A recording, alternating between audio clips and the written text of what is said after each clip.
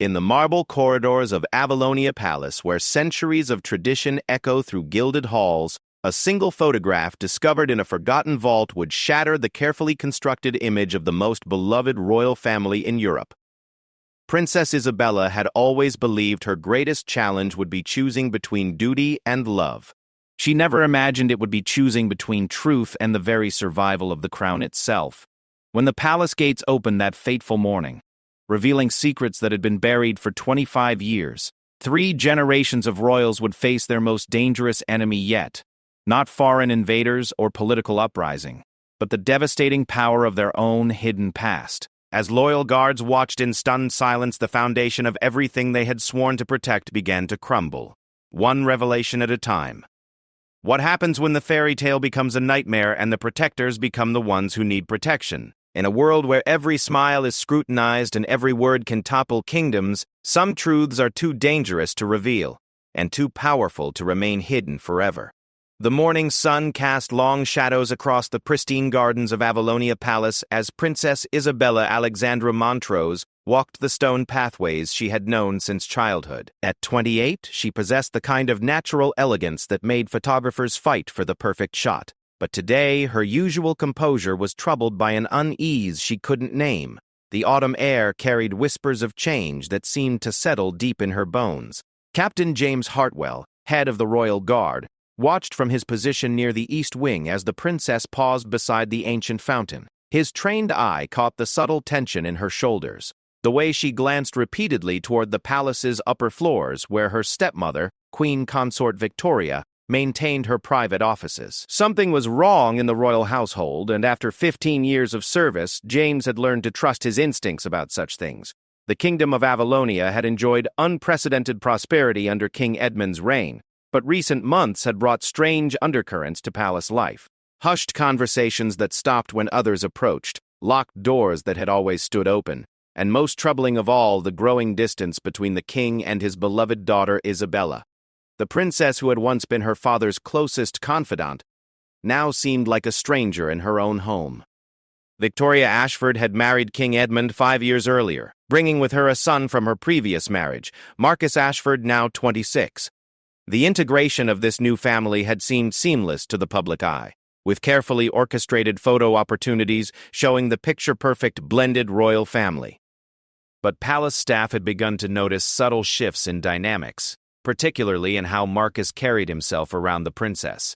Isabella's thoughts were interrupted by the approach of her lady-in-waiting, Sarah Cunningham, whose usually cheerful demeanor was replaced by obvious concern. Sarah had served the royal family for over a decade and had become one of Isabella's most trusted companions. Her loyalty was absolute, which made her current distress all the more alarming. "Your Highness," Sarah said quietly, glancing around to ensure they weren't overheard, "there's something you need to see. I found it while organizing the archives in the old tower, in a section that hadn't been touched in years." Isabella studied her friend's face, noting the way Sarah's hands trembled slightly as she clutched a manila envelope. The old tower housed centuries of royal documents, most of which were ceremonial records and historical artifacts. What could possibly be found there that would cause such distress? "What is it, Sarah?" Isabella asked, accepting the envelope with growing apprehension. "It's about your mother, Your Highness, Queen Helena." The mention of her late mother sent a chill through Isabella. Queen Helena had died when Isabella was only 3 years old, in what had been officially recorded as a tragic accident during a diplomatic visit to a neighboring country. Isabella's memories of her mother were fragments of warmth and laughter, supplemented by official photographs and the stories her father had shared over the years. With trembling fingers, Isabella opened the envelope. Inside were photographs, documents, and what appeared to be copies of private correspondence. The first photograph showed her mother, Queen Helena, but not in any official capacity.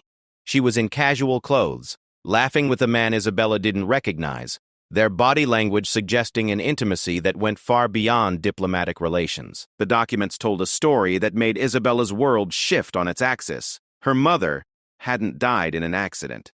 She had been planning to leave the kingdom, to abandon her crown and her family for a love affair that had apparently been ongoing for months before her death. The final letter in the collection was addressed to King Edmund, written in Helena's distinctive handwriting. "My dearest Edmund," it began, "by the time you read this, I will be gone. I cannot continue living this lie, pretending to be the queen our people deserve, when my heart belongs to another. Isabella deserves a mother who can love her father, and you deserve a wife who can be truly yours. I pray someday you will forgive me for the choice I must make." The letter was dated 3 days before Helena's reported death. Isabella sank onto a nearby bench, the documents scattered around her like fallen leaves. It's about history. It's about history. Sarah sat beside her, offering silent support while Isabella tried to process the implications of what she had discovered. If her mother had planned to abdicate and leave, what had really happened during that diplomatic trip? And more importantly, who else knew the truth? Captain Hartwell noticed the distress from his position across the garden and approached with the careful diplomacy that had earned him his position. He had served under King Edmund since before Isabella's birth, and had genuine affection for the royal family, but his first loyalty was always to the crown and the stability of the kingdom. "Your Highness, is everything all right?" he asked, his sharp eyes taking in the scattered documents. Isabella looked up at him, seeing not just her protector, but someone who might have answers to questions she was afraid to ask. James had been at the palace during her mother's time. He would have been privy to information that others weren't. "Captain Hartwell," she said carefully, "what do you remember about my mother's final trip?" "The one where she died?" James's expression grew guarded. The official story had never sat entirely right with him, but questioning the king's account of his wife's death was not something a loyal guard captain did lightly. However, looking at Isabella's pain and confusion, he felt the weight of secrets that had been carried too long. "Your Highness, there were irregularities in the reports from that time, things that didn't quite add up. But your father was grieving, and it wasn't my place to press for details that might cause him additional pain." "What kind of irregularities?" James glanced around, ensuring they were truly alone. "The timeline, for one. The reported time of the accident didn't match with other documented events from that day, and there were communication records that suggested the Queen had made arrangements that weren't part of the official itinerary." Isabella felt as if she were standing at the edge of a precipice, knowing that once she stepped forward there would be no going back to the comfortable illusions of her life. But the truth, however painful, seemed preferable to living with questions that gnawed at her soul. Meanwhile, from a window in the palace's upper floors, Marcus Ashford watched the scene in the garden with growing interest. He had been on his way to meet with some foreign business associates when he noticed the unusual gathering around the fountain. The sight of important documents being discussed in hushed tones triggered his natural instinct for information that might be valuable. Marcus had never quite found his place in the royal family structure. Unlike Isabella, who had been born to her role, he was always conscious of being an outsider who had gained his position through his mother's marriage rather than birthright. This awareness had bred in him a certain opportunistic nature, always alert for advantages that might solidify his position or advance his interests. He couldn't hear the conversation from his distance, but the body language told a story of revelation and distress. Whatever Isabella had discovered was significant enough to shake her usual composed demeanor, and that made it significant to Marcus as well. Information was power in the royal court, and power was something Marcus had learned to value above almost everything else. That evening, as Isabella struggled with the weight of her discovery, she found herself in the palace library, surrounded by official histories of her mother's life and reign. Everything she read now seemed carefully sanitized, edited to present a narrative that served the crown's reputation rather than revealing the complex truth of who Queen Helena really was. She thought about her father, now 55 and carrying the burden of ruling with a dignity that had earned him respect throughout Europe. Had he known about her mother's planned betrayal? Had Helena's death truly been an accident, or was there something more sinister to the story? The questions multiplied faster than she could process them, each one leading to darker possibilities. Sarah returned with tea and a selection of Helena's personal effects that had been stored in the royal archives. Among them was a jewelry box that Isabella remembered from her earliest childhood, inlaid with mother-of-pearl and containing pieces that had never been displayed in official portraits. Inside the jewelry box, tucked beneath the velvet lining, Sarah had found something else, a small key and a note in Helena's handwriting that simply said, "For Isabella, when she's ready for the whole truth." The key was old and ornate, clearly designed for a specific lock, but neither Isabella nor Sarah could immediately identify what it might open. The palace was full of old locks and hidden compartments, remnants of centuries of royal intrigue and the need for secure storage of sensitive documents. As night fell over Avalonia Palace, Isabella made a decision that would change everything. She would find whatever her mother had hidden with that key, regardless of the consequences. The comfortable lies of her life had been shattered, and she needed to understand the full scope of the truth, no matter how painful it might prove to be. But she wasn't the only one interested in uncovering secrets that night. Marcus Ashford had his own plans, and his own reasons for wanting to know what Isabella had discovered. The game of royal politics was about to become far more dangerous than anyone could have imagined, and the stakes were nothing less than the future of the crown itself. In the shadows of the palace corridors, other figures moved with purpose. Queen Consort Victoria had noticed her son's unusual interest in the day's events, and her maternal instincts were telling her that trouble was brewing. She had worked too hard to secure her position to let unknown variables threaten everything she had built. The night promised revelations that would test the loyalty of everyone within the palace walls, and by morning, the carefully maintained balance of power would be forever altered. The truth about Queen Helena was just the beginning of a mystery that reached into the very heart of the royal family, threatening to expose secrets that some would kill to protect and others would die to reveal. As Isabella finally retired to her chambers, the weight of the key in her palm felt like the weight of destiny itself. Tomorrow would bring answers, but tonight brought only questions that seemed to multiply in the darkness, each one more dangerous than the last. Dawn broke gray and cold over Avalonia Palace. But Princess Isabella had been awake long before the first light touched her windows.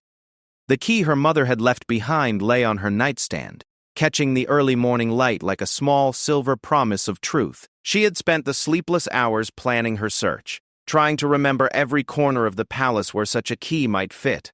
The palace was a maze of centuries-old architecture, with hidden passages and forgotten rooms that even longtime staff members didn't know about.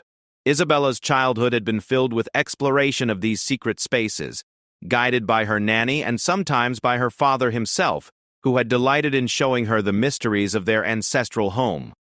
Now those childhood adventures would serve a much more serious purpose. Captain James Hartwell began his morning rounds with unusual tension weighing on his mind.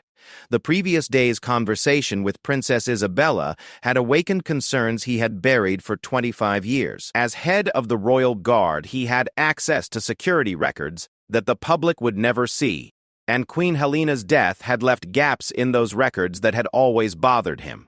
He made his way to the secured archives, where the most sensitive palace documents were stored. If there were answers to be found about what really happened to Queen Helena, they would be in files that required his level of clearance to access.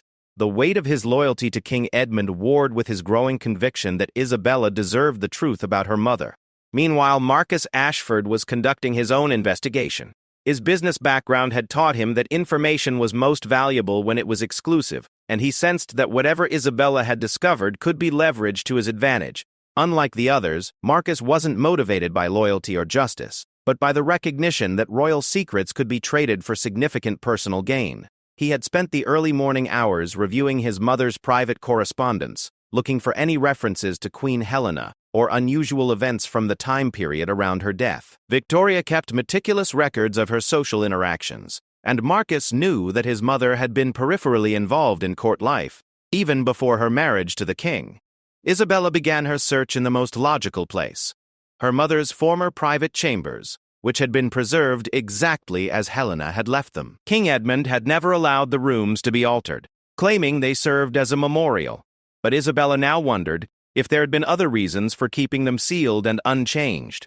The rooms felt like stepping back in time. Helena's personal effects remained undisturbed, from books with bookmarks still in place to half-finished embroidery projects. Isabella moved through the space with reverence, seeing her mother not as the distant figure from official portraits but as a real woman who had lived and loved and apparently struggled with impossible choices. The key didn't fit any of the obvious locks in the room, so Isabella began a systematic search of less obvious possibilities. Behind paintings, inside decorative boxes, beneath furniture that could conceal hidden compartments. The palace was full of secrets built into its very architecture, and Helena had grown up here, just as Isabella had. She would have known all the hiding places. It was Sarah who made the discovery, almost by accident. While helping Isabella move a heavy armoire to check behind it, she noticed that one of the floorboards sounded different when stepped on.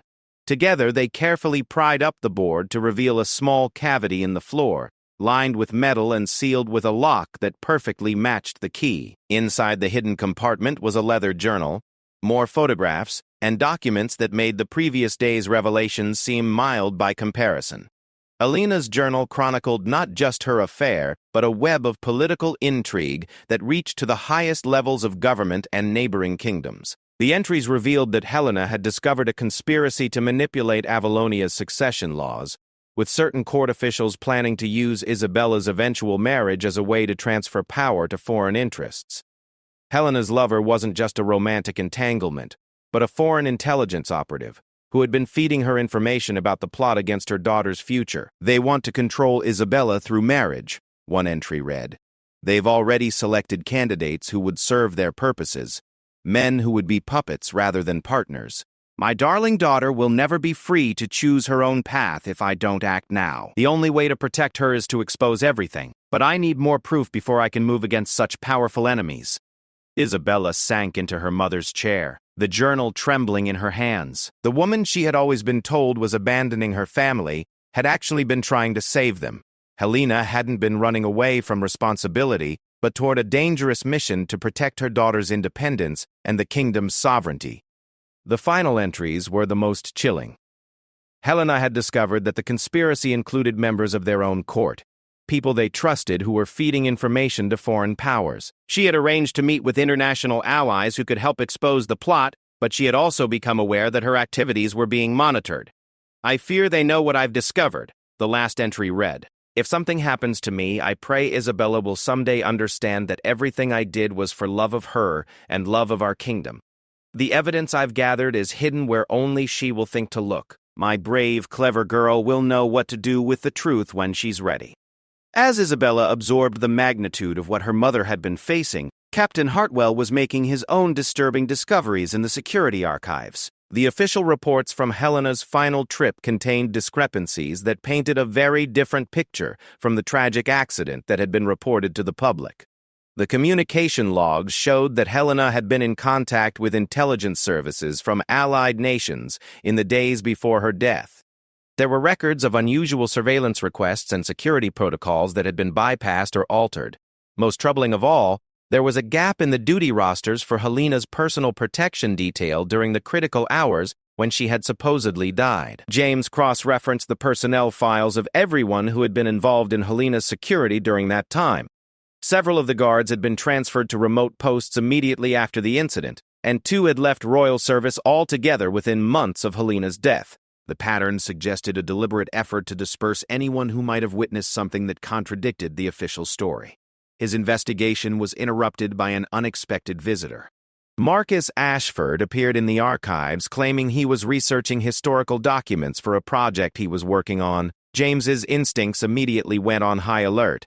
Marcus had never shown interest in palace history before, and his sudden appearance so soon after Isabella's discovery seemed far too coincidental. I'm particularly interested in diplomatic records from about 25 years ago, Marcus said casually. There was some interesting international cooperation during that period that might be relevant to some modern trade negotiations I'm involved in. James recognized the fishing expedition for what it was. Marcus was clearly trying to gather information about the same time period that had captured Isabella's attention. The question was whether Marcus was simply curious or if he had his own agenda for wanting to know about Queen Helena's secrets. Back in Helena's chambers, Isabella continued reading through documents that painted an increasingly complex picture of palace intrigue. There were coded letters from foreign contacts, maps marking locations in neighboring countries, and financial records showing payments to various individuals whose roles were unclear, but whose activities seemed to center around gathering intelligence. One document in particular caught her attention. A list of names under the heading Compromised Individuals Within Court. The list included several people who were still active in palace life, people Isabella had grown up trusting and respecting. If her mother's intelligence was accurate, some of the people closest to the royal family were working against their interests. Most shocking of all was a name near the top of the list, Lord Chancellor William Pemberton, her father's closest advisor, and the man who had been instrumental in arranging King Edmund's marriage to Victoria. Helena's notes suggested that Pemberton had been working with foreign interests for years, using his position to influence policy decisions in ways that benefited other nations at Avalonia's expense. Sarah, who had been quietly organizing the documents, suddenly gasped and pointed to a photograph she had just uncovered. It showed Lord Pemberton in what appeared to be a secret meeting with representatives from Valdoria, Avalonia's historical rival. The photograph was dated just 1 week before Helena's death. "Your Highness," Sarah whispered, "if this is true, then Lord Pemberton has been betraying the crown for decades. He's been in your father's inner circle all this time, influencing every major decision." The implications were staggering. If Pemberton was indeed working against the royal family's interests, then virtually every policy decision, every diplomatic initiative, and every personal matter he had advised on was suspect, including his enthusiastic support for King Edmund's marriage to Victoria. Isabella felt the pieces of a massive puzzle beginning to form a picture she didn't want to see. Her mother had discovered a conspiracy that threatened the kingdom's sovereignty and Isabella's own future. Helena had been working to expose the traitors within their own court when she died, and now, 25 years later, those same forces might still be at work. The sound of footsteps in the corridor outside alerted them to someone's approach. Isabella quickly gathered the most important documents and photographs, hiding them in her mother's old jewelry box while Sarah replaced the floorboard and repositioned the furniture. They had just managed to restore the room to its original appearance when Victoria entered, accompanied by Lord Pemberton himself. "Isabella, darling," Victoria said with her customary smile, though her eyes were sharp with curiosity. "We were looking for you. Your father is asking for you in his study."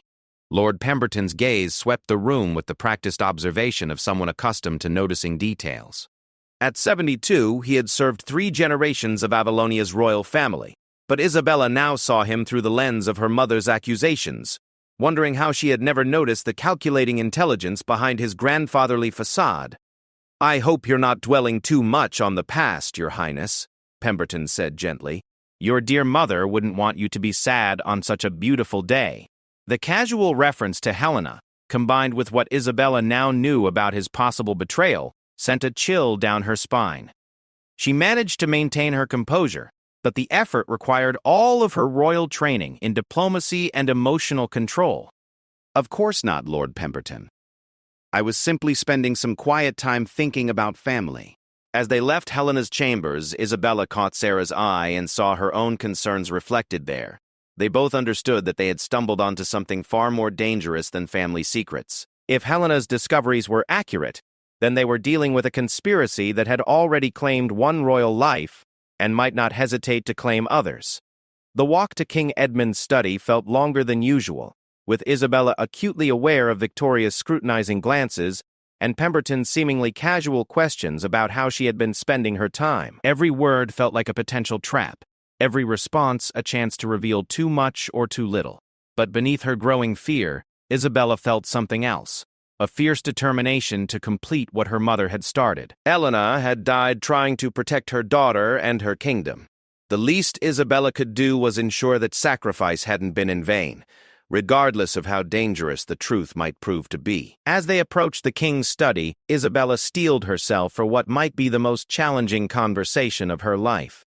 She had no way of knowing if her father had been aware of Helena's discoveries, if he had been part of covering up the truth, or if he was as much a victim of the conspiracy as anyone else.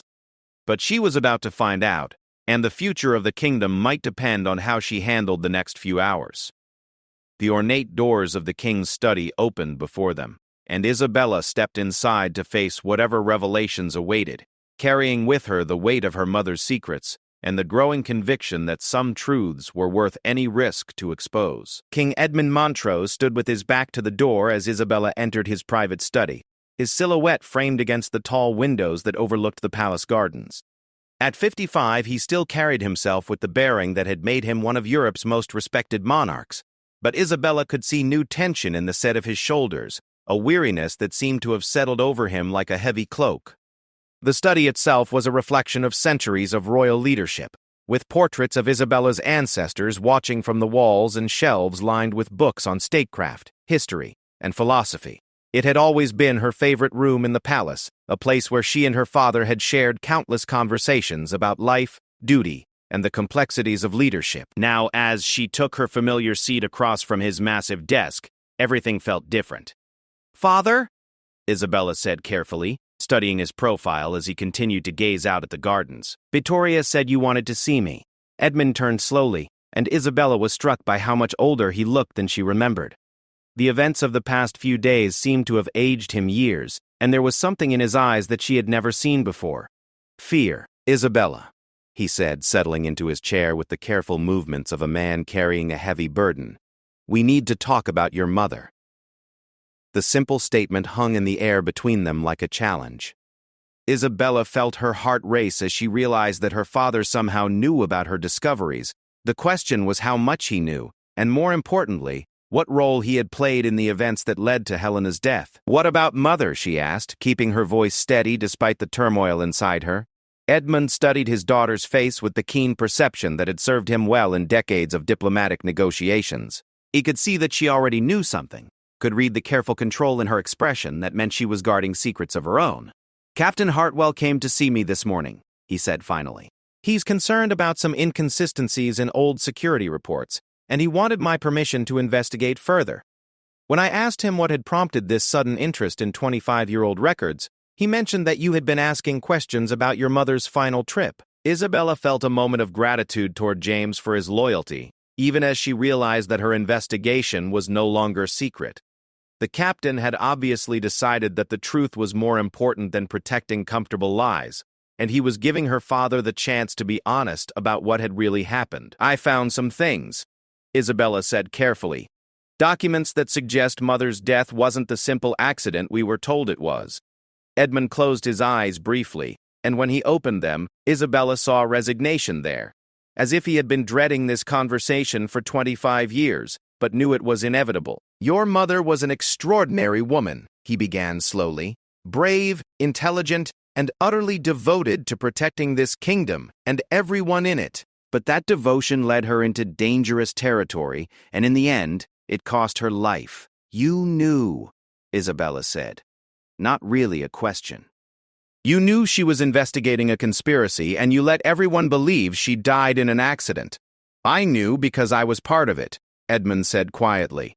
And the admission hit Isabella like a physical blow. Not the conspiracy she was investigating, but the cover-up that came after her death. "I made the decision to hide the truth because I believed it was the only way to protect the kingdom from chaos." The room seemed to spin around Isabella as she processed what her father was saying. She had been prepared for many possibilities, but not for the revelation that the man she had always seen as the embodiment of honor and integrity had been complicit in covering up the circumstances of her mother's death. "Tell me everything," she said, her voice barely above a whisper.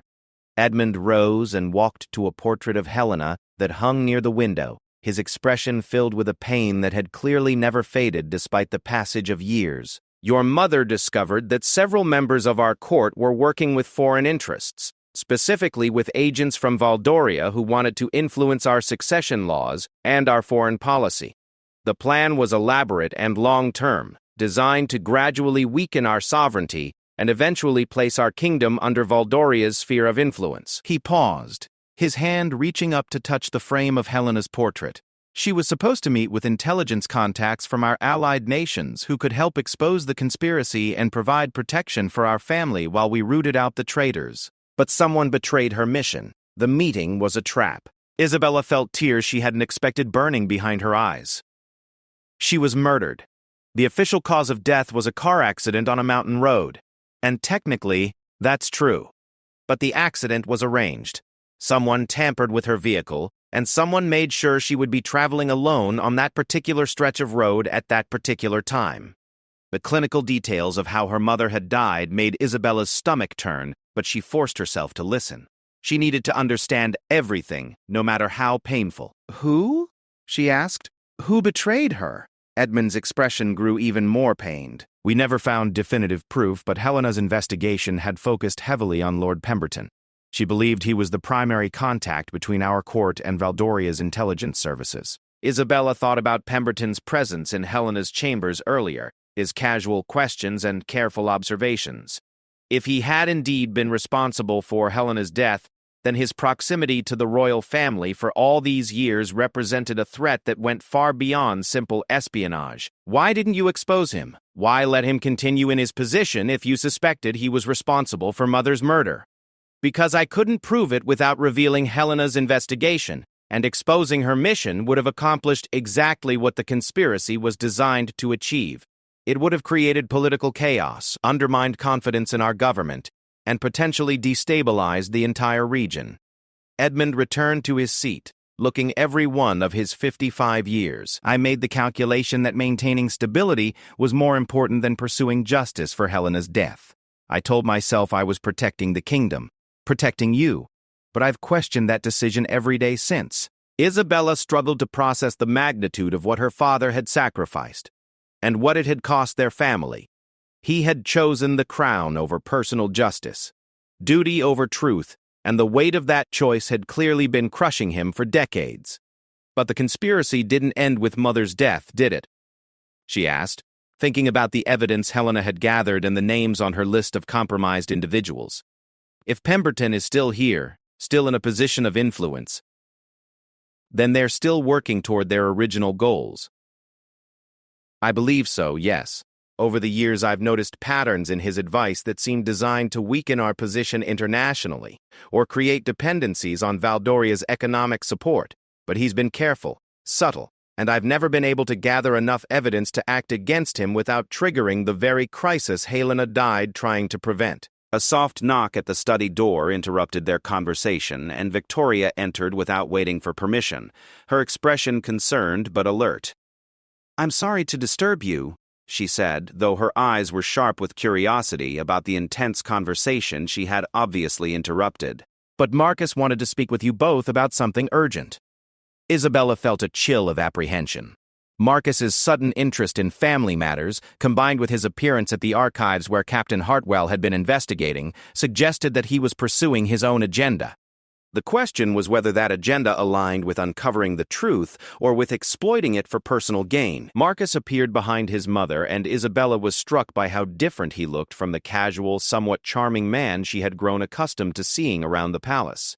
There was an intensity in his expression, a calculated energy that reminded her uncomfortably of a predator who had caught the scent of wounded prey.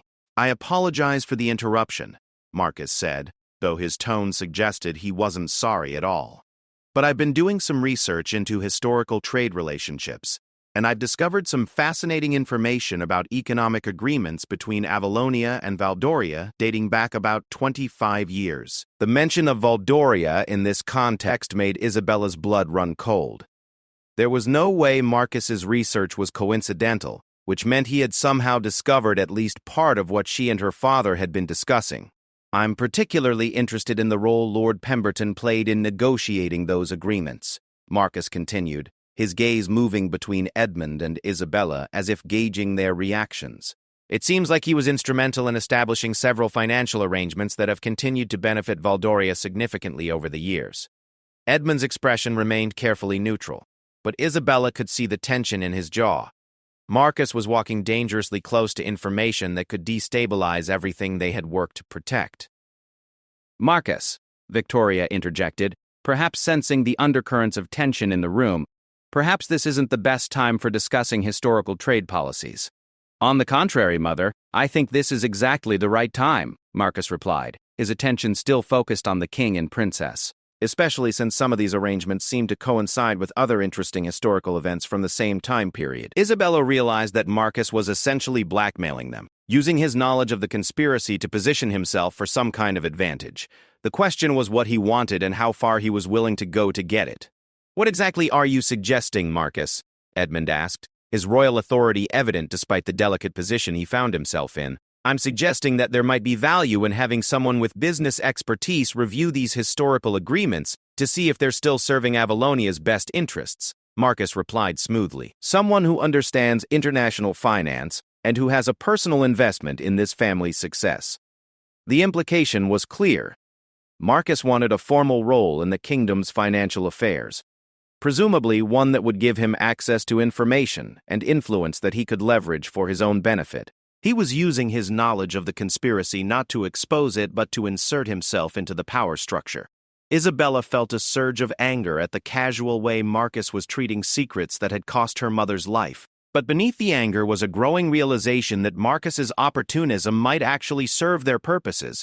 If he wanted a position within the kingdom's leadership, then he would have an incentive to help them root out the threats to their sovereignty. "That's an interesting proposal," Edmund said carefully.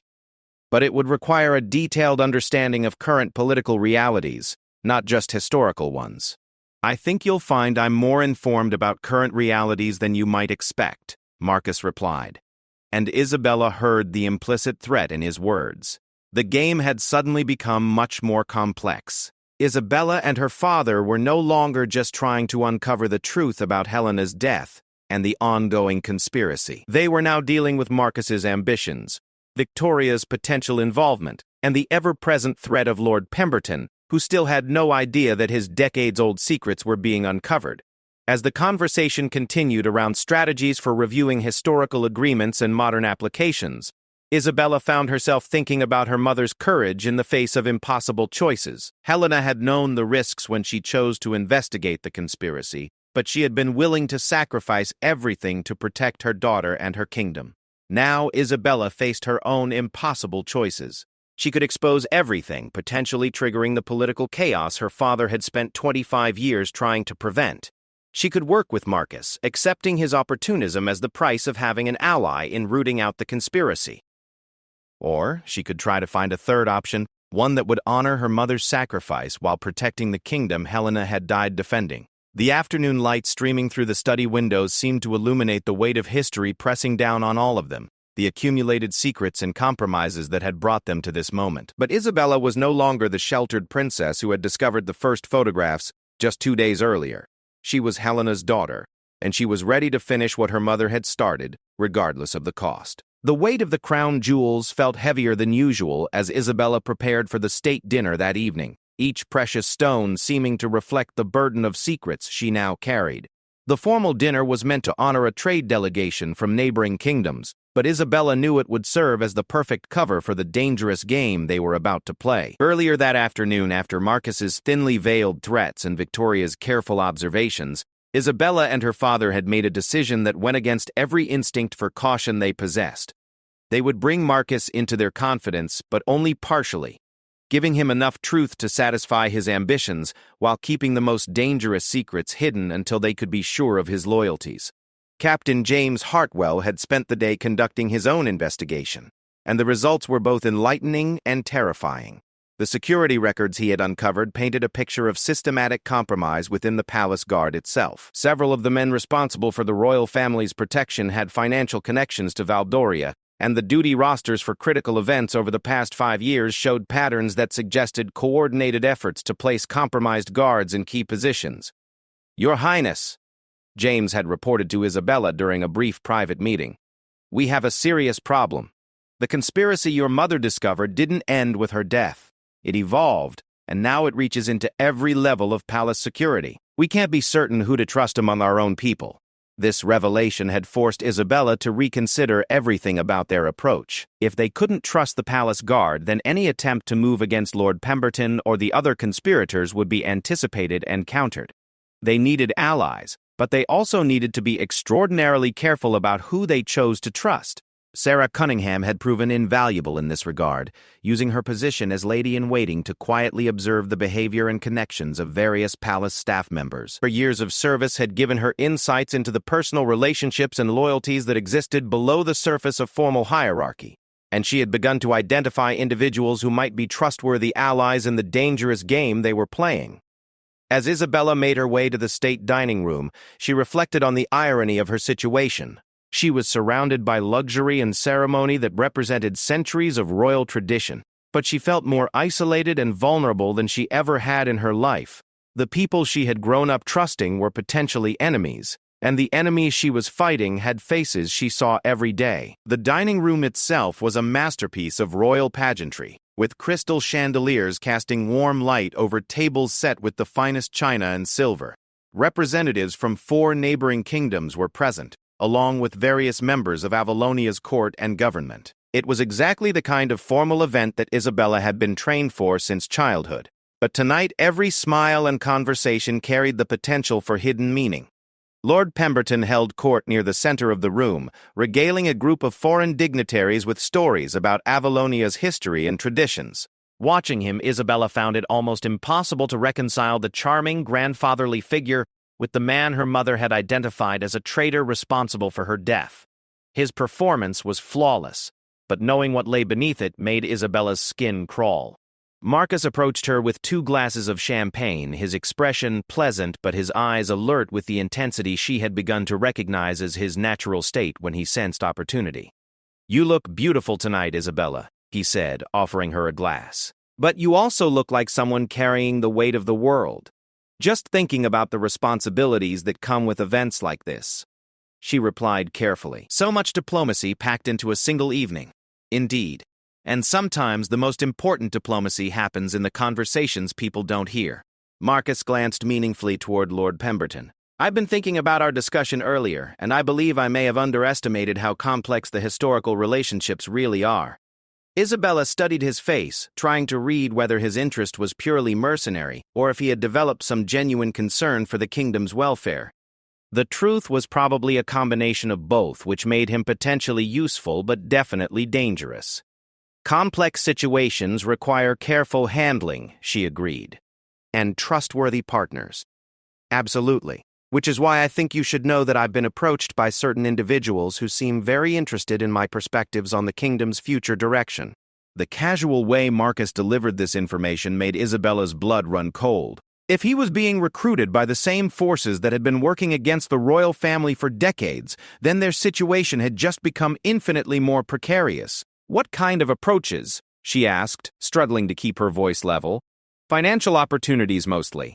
Investments in various projects that would supposedly benefit both Avalonia and our neighbors, but the terms being offered seem unusually generous, which makes me wonder what the real agenda might be." Isabella realized that Marcus was being tested by the conspiracy, just as her mother had been all those years ago. The difference was that Marcus seemed aware of the test, which gave him an advantage that Helena hadn't possessed, but it also meant that he was now as much at risk as the rest of them. Before she could respond, Victoria appeared at Marcus's side, her expression bright with the practiced charm she had perfected during her years as queen consort. "I hope I'm not interrupting anything important," Victoria said, though her timing suggested she had been monitoring their conversation from a distance. "Lord Pemberton was just asking about you, Isabella. He wanted to discuss some upcoming diplomatic visits." The mention of Pemberton's interest sent warning signals through Isabella's mind. If he was paying special attention to her activities, it might mean that he had become aware of her investigation into her mother's papers. "Of course," Isabella replied. "I'll speak with him in a moment." As Victoria moved away to greet other guests, Marcus leaned closer to Isabella, his voice dropping to barely above a whisper. "Be very careful with Pemberton tonight. I've noticed he's been asking questions about your recent activities, and some of his associates have been making inquiries about historical documents and archives." The warning confirmed Isabella's worst fears. Pemberton knew that someone was investigating the conspiracy, and he was taking steps to identify and neutralize the threat, which meant that time was running out for any chance they might have to expose him safely. "We need to talk," she said quietly to Marcus. "But not here." "The portrait gallery in 30 minutes, he suggested. It's usually empty during dinner events." Isabella nodded and began making her way through the crowd toward Lord Pemberton, her mind racing with the implications of what Marcus had told her. If Pemberton was actively investigating their activities, then he would soon discover the extent of what they had learned. And based on what had happened to her mother, Isabella had no illusions about how far he might go to protect his secrets. Pemberton greeted her with his customary warmth, but Isabella now noticed the calculation behind his smiles, the way his eyes seemed to catalog every detail of her appearance and demeanor. "Your Highness, you look radiant tonight," he said, taking her hand in both of his, in a gesture that would have seemed grandfatherly under different circumstances. "I trust you've been well." "Very well, thank you, Lord Pemberton. Victoria mentioned you wanted to discuss some upcoming diplomatic matters?" "Indeed, yes. There are several visits from foreign delegations planned for the next few months, and I wanted to ensure we're properly prepared to represent Avalonia's interests." He paused, studying her face intently. "I've also been thinking about your dear mother lately. This time of year always reminds me of her dedication to the kingdom's welfare." The casual reference to Helena felt like a probe, testing to see how Isabella would react to mentions of her mother. Isabella forced herself to remain calm, but she could feel Pemberton's sharp intelligence evaluating every micro-expression on her face. "Mother was indeed dedicated to the kingdom," Isabella replied carefully. "I try to honor her memory by following her example of service." "I'm sure she would be very proud of the woman you've become," Pemberton said, and there was something in his tone that made the words sound almost like a threat. "Though I sometimes worry that curiosity about the past might distract from the important work of the present." The warning was subtle but unmistakable. Pemberton knew about her investigation, and he was giving her a chance to back away before things escalated further. But Isabella thought about her mother's courage, about the risks Helena had taken to protect her daughter and kingdom, and she found her resolve hardening rather than weakening. "I believe understanding the past is essential for making good decisions about the future," she replied, meeting his gaze directly. "Don't you agree?" For just a moment, Pemberton's genial mask slipped, and Isabella caught a glimpse of the calculating intelligence that had served him for so many decades. When he smiled again, it didn't reach his eyes. "Of course, Your Highness, though sometimes the past contains lessons that are too painful to be helpful in the present." The conversation was interrupted by the announcement that dinner was being served, but Isabella felt like she had just been engaged in a much more significant exchange. Lines had been drawn, positions had been established, and both sides now understood that the game was moving into a more dangerous phase. As she made her way to her designated seat at the head table, Isabella caught Captain Hartwell's eye across the room. He gave an almost imperceptible nod, confirming that he too had noticed the undercurrents of tension surrounding the evening's events. At least she knew she had one ally she could absolutely trust, regardless of how many others might be compromised.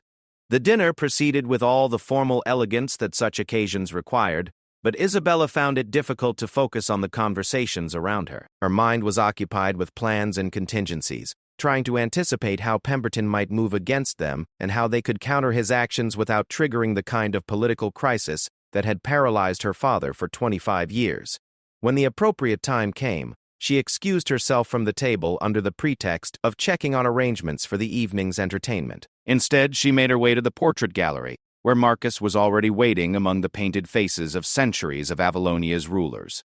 "We have a problem," she said without preamble, as soon as she was sure they were alone. "Several problems, actually," Marcus replied. "Pemberton's people have been asking questions about both of us, and I've been contacted again by the individuals I mentioned earlier, with a much more specific offer." "What kind of offer?" "They want me to provide them with information about the royal family's financial holdings and investment strategies. In return, they're offering to make me a very wealthy man and guarantee me a significant role in Avalonia's future government structure." Isabella felt the walls closing in around them. The conspiracy was moving more quickly than they had anticipated, and Marcus was being positioned as either an asset or a liability, depending on how he responded to their recruitment efforts. "What did you tell them?" "That I needed time to consider their proposal, but they made it clear that time is a limited commodity, and that refusing their offer might not be particularly healthy for my long-term prospects." The implicit threat was obvious. Marcus was being given the same choice that had probably been offered to others over the years: cooperation or elimination. The fact that they were being so direct suggested that they felt confident enough in their position to risk exposure. "We need help," Isabella said, voicing what they were both thinking.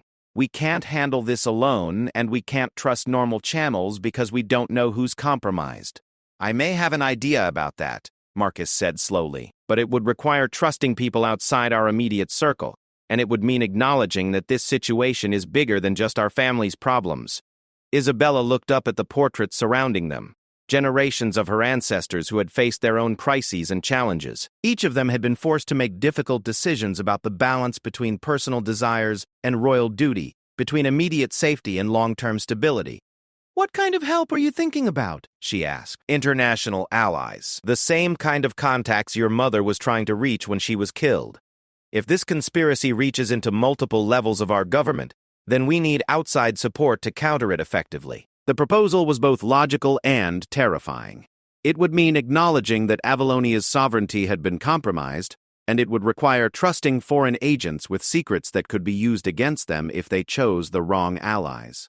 But as Isabella thought about her mother's courage and her father's years of careful inaction, she realized that half measures and caution had only allowed the conspiracy to grow stronger. If they were going to honor Helena's sacrifice and protect the kingdom she had died defending, then they would need to be willing to take the same risks she had taken. "Do it," she said firmly. "But be very careful about who you contact and how you approach them. If we're wrong about someone's trustworthiness, we could end up in the same situation Mother did." Marcus nodded grimly. "I understand the risks. But I think the greater risk is doing nothing and hoping this situation resolves itself." As they prepared to return to the dinner, Isabella felt the weight of decisions settling over her like a mantle. She was no longer just investigating her mother's death or trying to understand the past. She was actively working to complete Helena's mission, and she was prepared to face whatever consequences that choice might bring. The game had moved beyond palace intrigue and family secrets. It was now about the future of the kingdom itself, and Isabella was determined to ensure that her mother's death would not be in vain, regardless of what it might cost her personally. 3 weeks after the state dinner, Avalonia Palace was shrouded in an atmosphere of tension that even the most casual observers could no longer ignore. The autumn morning was crisp and clear, but inside the ancient walls, storm clouds had been gathering since Isabella and Marcus had begun reaching out to their mother's former contacts in Allied intelligence services. The response had been both encouraging and terrifying. Not only were Helena's contacts still active and willing to help, but they had been monitoring the situation in Avalonia for years, waiting for someone from the royal family to resume the investigation that had died with the queen. What they revealed about the scope and current activities of the conspiracy exceeded even Isabella's worst fears. Captain James Hartwell stood in his private office, reviewing the security protocols that had been secretly implemented over the past 2 weeks. Working with trusted members of his staff who had been carefully vetted through multiple channels, he had begun the delicate process of identifying and isolating the compromised elements within the palace guard. The process was necessarily slow and careful, as any sudden changes in personnel or procedures would alert Pemberton to their activities. "The foreign intelligence contacts have confirmed our worst suspicions," James reported to Isabella and Marcus during one of their clandestine meetings in the old Tower archives. "The conspiracy isn't just about influencing policy or gaining economic advantages. They've been working toward a complete transfer of sovereignty, with the ultimate goal of absorbing Avalonia into Valdoria's sphere of control." Isabella felt the familiar chill that had become her constant companion since beginning this investigation. How close are they to achieving that goal? "Closer than any of us realized," Marcus answered grimly. "The financial agreements that Pemberton has been negotiating over the years have created dependencies that would be extremely difficult to break, and there are contingency plans in place that would trigger economic crisis if Avalonia attempts to assert too much independence." The scope of the betrayal was staggering. For decades, while King Edmund had focused on maintaining stability and protecting his people, the very advisor he trusted most had been systematically undermining the kingdom's sovereignty, creating conditions that would eventually force submission to foreign control. But the most shocking revelation had come from an unexpected source. Victoria had approached Isabella privately 3 days earlier, her usual composure replaced by obvious distress and fear. "I need to tell you something," Victoria had said, choosing her words carefully as they walked in one of the palace's private gardens, "about my first marriage, and about Marcus's father." The story Victoria revealed explained much about Marcus's sophisticated understanding of international finance and his quick grasp of the conspiracy's methods. His father had been a foreign intelligence operative working undercover as a businessman, and Victoria had unknowingly married him as part of a long-term infiltration plan. When she discovered the truth years later, she had cooperated with authorities to expose his network, but not before Marcus had been exposed to methods and contacts that would prove invaluable in their current situation. "I thought that chapter of my life was closed when I married your father," Victoria had confided. "But Marcus maintained some of those contacts, and when he began to understand what was happening here, he reached out to people who could help us verify the intelligence your mother had gathered." This revelation had fundamentally changed Isabella's understanding of both Victoria and Marcus. Rather than opportunistic newcomers trying to exploit royal secrets, They were actually experienced allies who understood the stakes involved and the methods required to counter such a sophisticated conspiracy. The confirmation of Helena's intelligence had also provided the evidence they needed to begin moving against Pemberton, but it had to be done carefully to avoid triggering the crisis protocols that had been built into Valdoria's infiltration plan. Any direct confrontation or public exposure would likely result in economic retaliation that could devastate Avalonia's already compromised position. Instead, they had chosen a more subtle approach, one that would use Pemberton's own methods against him while giving him no opportunity to implement his contingency plans. Working with their foreign allies, they had created false intelligence, suggesting that Valdoria was planning to abandon the conspiracy and eliminate all traces of their involvement, including the elimination of their local assets. This information was carefully leaked through channels that would ensure it reached Pemberton, creating the impression that he had become a liability to his handlers. The psychological pressure of believing he had been abandoned by his foreign contacts, combined with carefully orchestrated evidence of increased security attention, was designed to force Pemberton into making mistakes that would provide the definitive proof they needed for a successful prosecution.